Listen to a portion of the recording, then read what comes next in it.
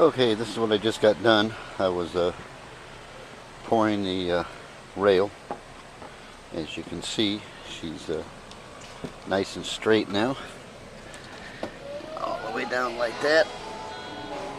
And I just, what I did was I tin foiled these rails here when I put them up there, and then I fiberglass and that put it together. So it's my neighbor blaring his music as usual.